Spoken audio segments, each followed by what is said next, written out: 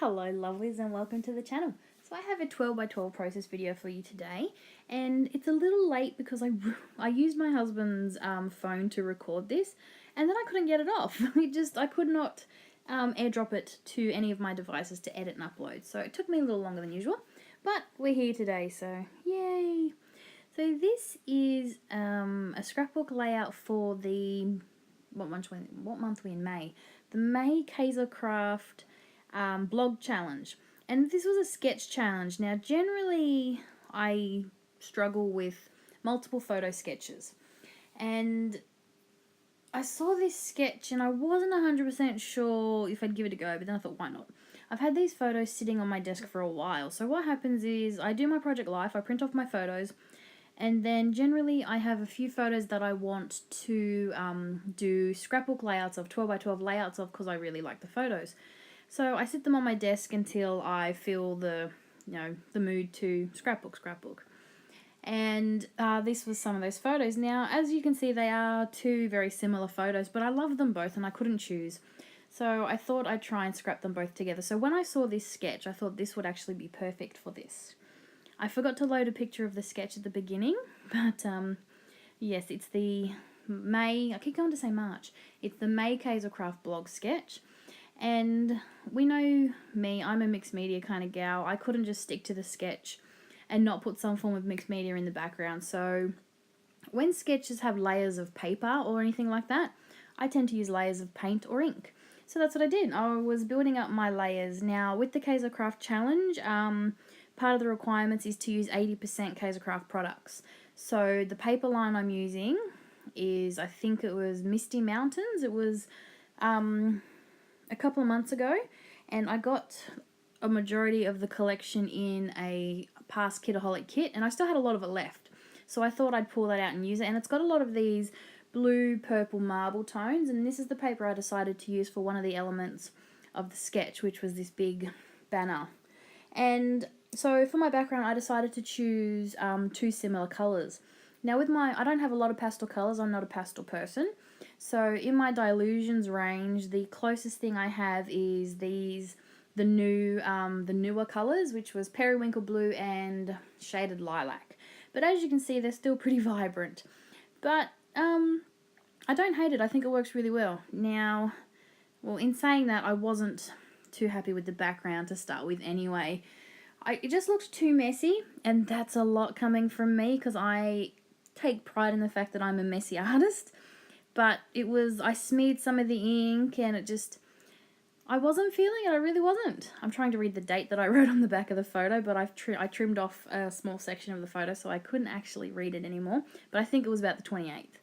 So, yeah, I wasn't a big fan of the background, but I stuck with it and I kept going. So when I do my art journaling, I find that there is always what I call a hot mess stage, where I really don't like the page because it looks like a hot mess, but I find if I keep going and keep working through it, I tend to be happy with it. So I thought I'd do the same with this. And in the end, it doesn't turn out too bad. I worry that it's a little busy, but in saying that, it does suit the sketch quite well. So I do use a lot of die cuts on this one, and yeah, it ends up pretty nice. I don't mind it. So I'm just bumping up my first layer on some fun foam. I cut out all the tape attaching because no one wants to watch that. And so this was an element of the sketch, and I wanted to bump it up because it was blending with that background a lot because of the similar colours and pattern. These are my two photos, and because I'm overlapping them on that piece that I've bumped up with fun foam and having some hang off, I'm bumping up the rest of that photo that is hanging off of the centerpiece, just so it's all the same height, if that makes sense. So I'm only putting fun foam on the pieces that aren't already on the banner. So they're all at the same level, so I get nice even dimension. So this is where I'm going to go through the rest of the bits and pieces that are in the kit. And like I was saying, I got the collectibles, the paper, some of the 6x6 paper pads. So I had a lot of the elements from the collection, and I'm going through, and I was intending to go through the cutter parts, but then I saw this piece in the 6x6 paper pad, and it had some really great quotes and little bits and pieces that I could cut apart, and yeah, I just went with it. It ended up looking really, I liked that the quotes matched the photo, and yeah, I ended up just cutting off a few of them and sticking them around my photo and using them like die cut embellishment. So that was a lot of fun and something a little different. I'm usually not a big embellisher. I'm a big mixed media person, and when I do a lot of mixed media, I tend to keep my embellishments very minimal because I don't want to overload the layout. I think that's why this one I felt a little uneasy about, because I really do overload this layout. I've got that very busy background, and then I've got a lot of die cuts. But like I was saying, it does sort of, all these die cuts are in the sketch, like there's little clusters all throughout the sketch. But because I've added that background, it's really adding to that busy sort of feel. But I just like the way that these little cut apart pieces just sort of suited the layout. So apart from the sketch, I really had no plan. That's why I had to use my husband's phone, because I had the sketch on my phone, because as you can see, that is my iPad mini up in the corner there.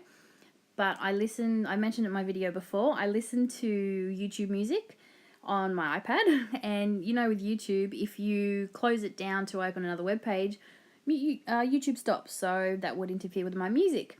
So I didn't want to use my iPad to look up the blog post, so I wanted to use my phone, which then meant I had to get another way to record my videos, so I went and pinched my husband's phone.